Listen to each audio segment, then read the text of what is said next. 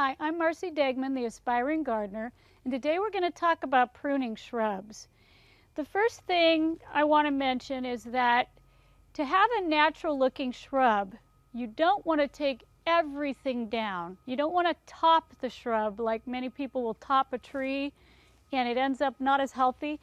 This one is really a natural, very large shrub, so it's a good example. This is a wax leaf ligustrum, or you might know it as a Japanese privet. And what I want to do first is I want to go through and look at this shrub for anything that's dead, any twigs that are brown, and that's always something that you want to cut.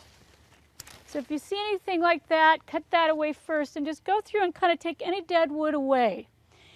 But what you want to do is, rather than just take everything down, you want to go in and select sections of these branches. Maybe say in this area I've got several and it's fairly full. So I'm just going to go in, I'm going to take the whole branch down rather than cut everything. The other reason I want to do that is because the leaves are very large and really attractive. But if you decide to cut the top, you're going to have this kind of thing. And that's not attractive either. So it takes a little bit longer, but I guess you could call it selective pruning.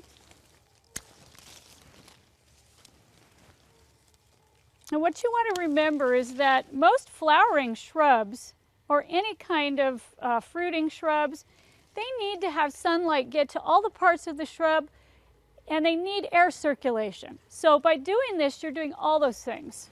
So cut any of the spent flower heads off.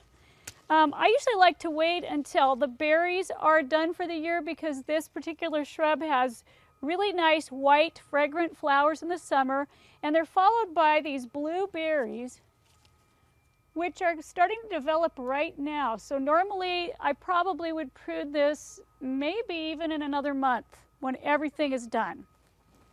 But this is an evergreen shrub, so I can do it anytime I want.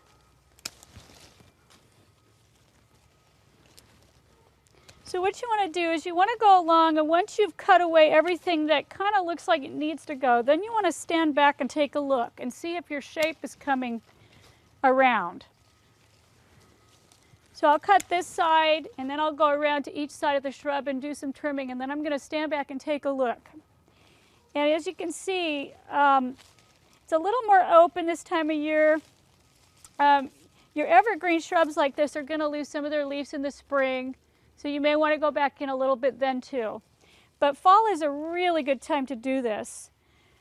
And it also allows foliage to develop on the lower portions of the shrub when you trim from the top down. So you're still trimming from the top down like shearing, but you're not cutting everything. And you're not chopping your leaves in half. And that's how you want to prune a shrub for a natural look.